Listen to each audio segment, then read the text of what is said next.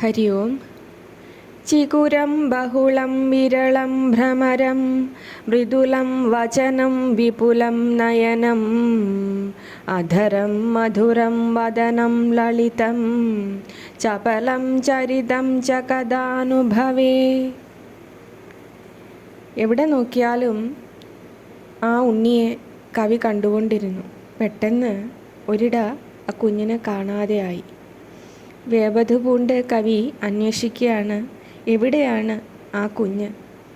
എപ്പോഴാണാവോ എൻ്റെ മുന്നിൽ പ്രത്യക്ഷപ്പെടുക? ഇടതൂർന്ന് തിങ്ങിയ തിരുമുടിയും പണ്ടുകളെപ്പോലെ പാറിപ്പറക്കുന്ന കുറുനിരകളും കൊഞ്ചിക്കൊണ്ടുള്ള മൃദുവായ ഭാഷണവും വിശാല മനോഹര നയനങ്ങളും മധുരമേറിയ ആ പവിഴാധരങ്ങളും സുന്ദര കോമള വദനാരവിന്ദവും വേച്ചു വേച്ചുകൊണ്ടുള്ള ആ നടത്തവും ഒക്കെ എപ്പോഴാണാവോ എനിക്ക് അനുഭവപ്പെടുക? കവിയുടെ ഉത്കണ്ഠയാണ്, വേവലാതിയാണിത്. ഉണ്ണി ചിരിയിൽ അമൃതം നിറച്ച് കുറുമ്പിൻ്റെ വേലിയേറ്റമായി എൻ്റെ ഉള്ളിൽ എപ്പോഴും നിറയണേ ഭഗവാനെ. പിരിയുന്ന നീല പത്മം പോലെ ആ മിഴികൾ വിടർത്തി സദാ കുസൃതിയോടെ എന്നെ നോക്കണേ. ആ കുഞ്ഞു കരങ്ങളാൽ എൻ്റെ തോളിൽ ചുറ്റിപ്പിടിച്ച് നിന്ന് കോമളമായ നിർമ്മലമായ ആ തളിരുടൽ എപ്പോഴും എന്നിൽ ചേർത്തു വയ്ക്കണേ. ഒരു കുഞ്ഞു കാറ്റിൻ്റെ അലകൾ കടന്ന് അകലുമ്പോൾ ഒരു നൊടി ആ കളഭഗന്ധം എൻ്റെ സിരകളിൽ നിറയണേ. അങ്ങയോടുള്ള അമിതമായ സ്നേഹവാത്സല്യ ഭക്തിയാൽ എപ്പോഴും എപ്പോഴും എൻ്റെ ഹൃദയം നിറഞ്ഞു തുളുമ്പണേ. അനുവദിച്ചാലും കണ്ണ, അനുവദിച്ചാലും ഭഗവാനെ, അനുവദിച്ചാലും നാരായണ, അനുവദിച്ചാലും അനുവദിച്ചാലും അനുവദിച്ചാലും. പരിപാലയനഃ കൃപാലയേത്യസകൃജ്ജൽപിതമാത്മബാന്ധവഃ മുരളീ മൃദുലസ്വനാന്തരേ വിഭുമാ കർണയിതാ കഥാനുനഃ. കൃപ തിറഞ്ഞ ഭഗവാനെ, അവിടുന്ന് എന്നെ പരിപാലിക്കണേ, എന്നെ രക്ഷിക്കണേ എന്നെപ്പോഴും ഞാൻ ജൽപ്പിക്കുന്നു. വേണുഗാനത്തിൽ ലയിച്ചു നിൽക്കുന്ന ആ ഭഗവാൻ എൻ്റെ അപേക്ഷ കേൾക്കുമോ എന്ന് സന്ദേഹിക്കുകയാണ് കവി. ഉണ്ണി, ഹൃദയ നികുഞ്ചത്തിൽ എപ്പോഴും മുരളീനാഥം മുതിർക്കുന്ന എൻ്റെ മഹാപ്രഭു, എപ്പോഴും അവിടുന്ന് എന്നെ കേൾക്കുന്നുണ്ട്, കാണുന്നുണ്ട്, അറിയുന്നുണ്ട്. അവിടുത്തെ അളവില്ലാത്ത കരുണയാൽ എന്നെ നിറയ്ക്കുന്നുണ്ട്. അവിടുന്ന് എൻ്റെ വഴിയിൽ വെളിച്ചമായി നിറയുന്നുണ്ട്, സദാ എന്നോട് സംസാരിച്ചു കൊണ്ടേയിരിക്കുന്നുണ്ട്. ഒരു വേള എൻ്റെ ചോദ്യങ്ങൾക്ക് മൗനിയായി മാറിയാൽ ഞാനും കാത്തിരിക്കേണ്ടതുണ്ട് ആ മറുപടിക്കായി. കാരണം അതിന് സമയം വന്നെത്തുമ്പോൾ തീർച്ചയായും അവിടുന്ന് എന്നോട് പറയുമെന്നെനിക്കറിയാം.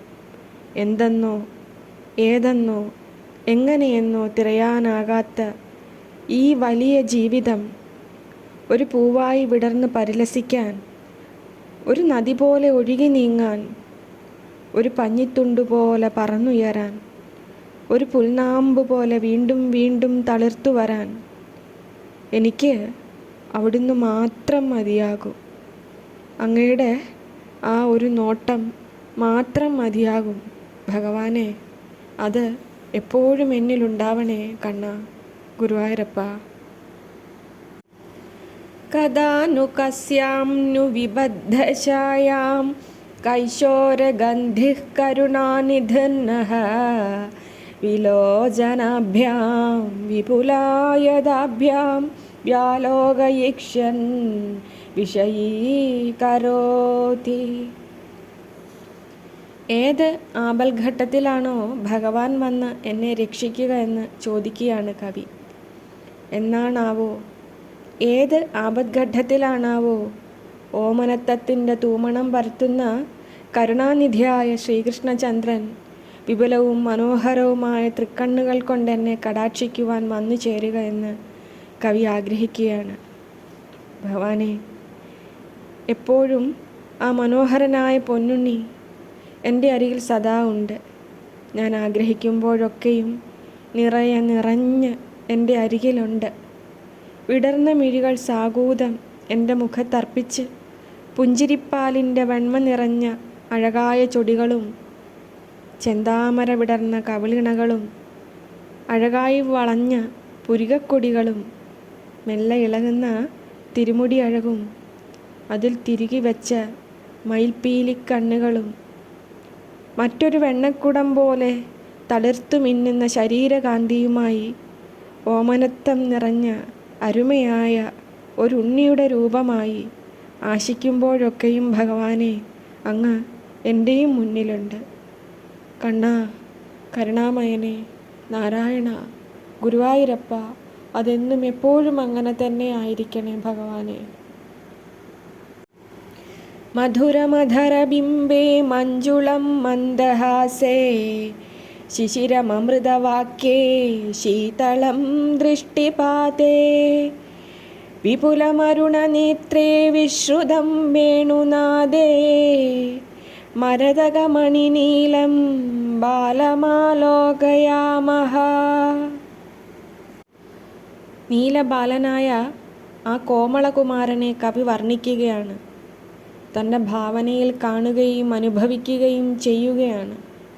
ആ കണ്ണൻ്റെ, നീലബാലൻ്റെ ചെഞ്ചൊടിയിൽ മധുരം നിറഞ്ഞതാണ്. ആ കുഞ്ഞിൻ്റെ ചിരി മനോഹരമാണ്. അമൃതതുല്യമായ ആ ബാലൻ സംസാരിക്കുമ്പോൾ അതിൽ നിറയെ അലിവാണ്. പിന്നെയോ നീണ്ടു തുടുത്ത മിഴികളാൽ നോക്കുമ്പോൾ ആ കടാക്ഷം കുളിർമ നിറഞ്ഞതാണ്. സദാ കളിയായി വേണുപൂതി രസിക്കുന്ന മരതകരത്നം പോലെ നീലവർണ്ണനായ ആ ഓമനക്കുഞ്ഞിനെ ഞാൻ കണ്ടുകൊണ്ടേയിരിക്കുന്നു എന്ന് കവി പറയുന്നു. അഴകായി ഒന്നുമേ അണിയിച്ചിടേണ്ടവനായി കണ്ണന്, ഭഗവാനെ, അഴകായി ഒന്നുമേ അണിയിച്ചിടേണ്ടവൻ അഴകായി അവൻ തന്നെ മതിയെന്ന് ചൊല്ലിടാം അല്ലേ? അഴകായി ഒന്നുമേ അണിയിച്ചിടേണ്ടവൻ അഴകായി അവൻ തന്നെ മതി. അവൻ അഴകായിട്ട് വേറെ ഒന്നും വേണ്ട, അവൻ തന്നെ മതിയാവും എന്ന് അല്ലേ? നീലപത്മം പോലെ അഴകായ ഓമനക്കുട്ടന് എന്തിനാണ് ചമയങ്ങൾ? ആ ചിരിയും നോട്ടവും കുസൃതിയും കളിയും വാക്കുകളും വേണുകൂതുന്നതും ഒക്കെയും അഴകോടഴകാണ്. പിന്നെയോ തളിരുടലിൽ എന്തിനാണ് കമനീയ അലങ്കാരങ്ങൾ? ആ പൊന്നുണ്ണിയെ ഒന്ന് ഹൃദയത്തോട് ചേർത്ത് പിടിച്ചാൽ പിന്നെ വേറെ എന്താണ് വേണ്ടത്? അവനിരിക്കാൻ സകല കറകളും മാറ്റിക്കളഞ്ഞ് ഹൃദയം ശുദ്ധമാക്കി വയ്ക്കാം. ആ ഉണ്ണി തൃക്കാലടി വച്ച് അവിടെ വന്ന് ഇരിക്കട്ടെ. മാധുര്യാദഭിമധുരം മന്മഥതാദസ്യ കിമപി കൈശോരം ചാപല്യാദഭി ചപലം ചേതോ മമ ഹരതി ഹന്ത കിം കുർമഃ. ബാലകുമാരൻ്റെ അതീവ രൂപഭംഗി വീണ്ടും വീണ്ടും തൻ്റെ മനസ്സിനെ പിടിച്ചു വലിക്കുന്നു എന്ന് കവി പറയുകയാണ്. ഭഗവാന്റെ ഓമനത്വം മാധുര്യത്തേക്കാൾ മധുരമേറിയതാണ്. ചപലമായതിനേക്കാൾ ഏറ്റവും ചപലമായതാണ്. കാമദേവൻ്റെ അച്ഛനായ ശ്രീകൃഷ്ണൻ്റെ, അതായത് ആ രൂപഭംഗി കൊണ്ട് ശ്രീകൃഷ്ണ ഭഗവാൻ കാമദേവനെയും ജയിക്കുന്നു എന്ന് പറയുകയാണ് ഇവിടെ. അങ്ങനെയുള്ള ഭഗവാന്റെ അവർണ്ണനീയമായ ഓമനത്വം തൻ്റെ മനസ്സിനെ പിടിച്ചു വലിക്കുന്നു എന്ന് കവി പറയുകയാണ്. ഞാൻ എന്താണ് ചെയ്യേണ്ടതെന്ന് കവി ചോദിക്കുന്നു. ഹൃദയം നിറയ്ക്കുന്ന മധുരമാണ് എൻ്റെ കണ്ണന്. കുറുമ്പുകളോ കണ്ണിറയെ കാണാനുള്ളതാണ്. മാധുര്യമേറിയ ഭാവവും രൂപവും ആരെയാണ് കീഴ്പ്പെടുത്താത്തത്? ആരിലാണ് കണ്ണനോട് പ്രേമം നിറയ്ക്കാത്തത്?